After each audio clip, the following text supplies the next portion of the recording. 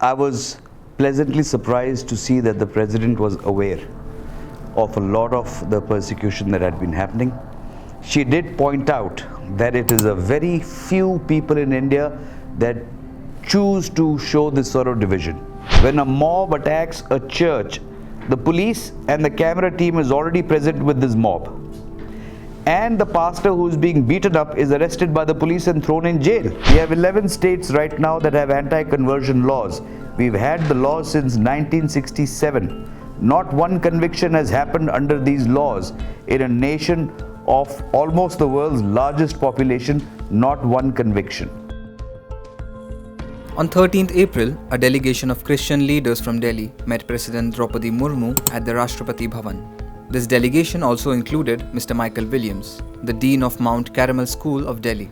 During the half-an-hour meeting, the President was briefed about the steep increase in the incidence of violence against Christians, especially in the state of Uttar Pradesh and Chhattisgarh. It's been 24 years since Graham Staines, who spent 35 long years as a Christian missionary nursing leprosy patients in Baripada, was burnt alive by a group of right-wing activists. His son, Philip and Timothy, faced a similar fate. Not much has changed since then, as Christians in India continue to face targeted attacks on their faith, including threats to Christian gatherings, churches, and educational institutions.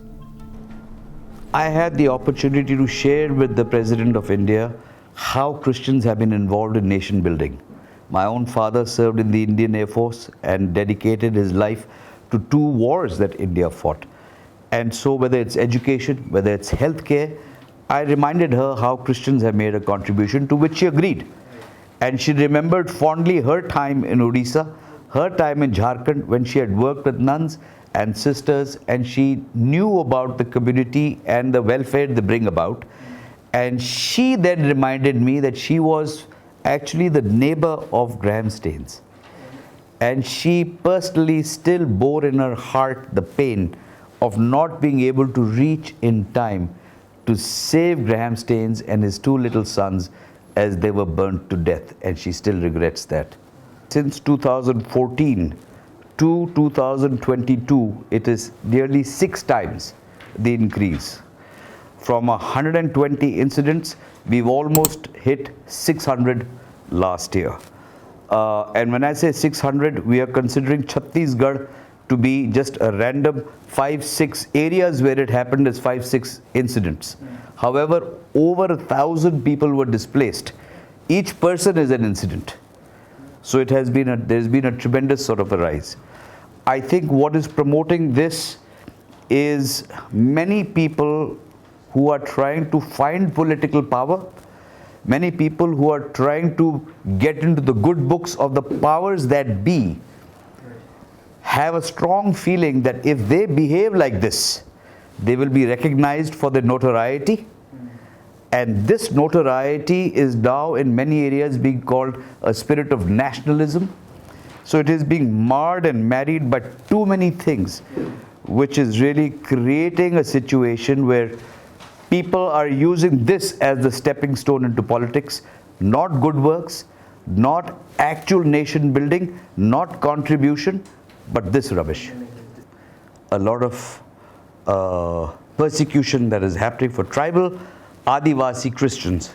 Almost 1,000 of them had been thrown out of their houses, and the 1,000 of them that had been thrown out were running through forests. No government official was helping them. I had the chance to go and meet the Chief Minister, Mr. Baghel. I requested him to personally intervene, and he said he would look into it, but nothing happened. Post that, we decided that we will have a peaceful rally.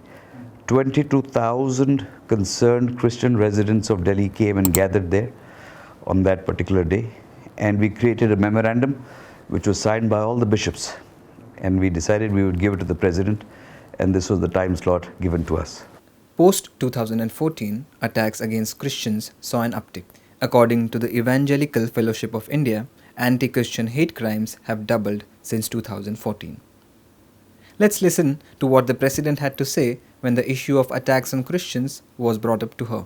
I was pleasantly surprised to see that the President was aware of a lot of the persecution that had been happening. She did point out that it is a very few people in India that choose to show this sort of division. She believed strongly that the majority of the nation was still a nation that loved the unity in diversity, that still loved their neighbors regardless of religious faith, and that there were just a few small people who unfortunately were pursuing this sort of an ideological guideline. Otherwise, she said she believed that India overall continues to remain a vibrant, rich, democratic nation. Every time the question of someone accepting the Christian faith comes to the fore in India, even the popular perception is that the person concerned has converted either only under duress or due to some inducement. This view is not just held by zealous Hindu fundamentalists, but even by those who swear no allegiance to the Hindutva ideology. We have 11 states right now that have anti-conversion laws. We've had the laws since 1967. Not one conviction has happened under these laws in a nation of almost the world's largest population, not one conviction. So these laws are only meant to harass the people that it's made to. Otherwise, there is no such thing. There's such a huge hullabaloo made about mass conversions, forced conversions. There is no proof. There is no data. The law requires that the person who is affected by forced conversion or a family member of his is the only one who can file an FIR. But in UP, in Madhya Pradesh, in Chhattisgarh, in Jharkhand, all of these places, we are finding that these are basically lawyers and other activists from the RSS or Bajrang Dal or some Hindu Sena who are filing these, and the police is accepting these complaints to register them as FIRs. So are you saying that this is a wild propaganda and nothing substantial is there in these claims of mass conversion? You see, the Supreme Court now is dealing with two matters. I am one of the petitioners in one of the matters. And the reason I am a petitioner is because in law, we have a very simple law of habeas corpus, which says, show me the body, show me the proof. So you have a petitioner who is in Supreme Court, who has been thrown out of Supreme Court many times, thrown out of High Court, but now has found a judge who's willing to listen to him, who is saying in lakhs and lakhs, forced mass conversions have happened. We have said, can you show us even one? There are courts in Uttar Pradesh, in Madhya Pradesh, in other such regions where a family of 5 was arrested for celebrating happy birthday. And they were told that this is nothing more than an effort to convert.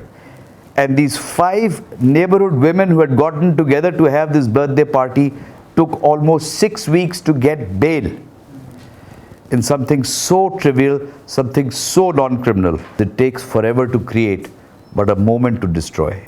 And my request is to everybody to be able to ensure that in this beautiful garden that we have, and each little flower that has its own fragrance is cherished.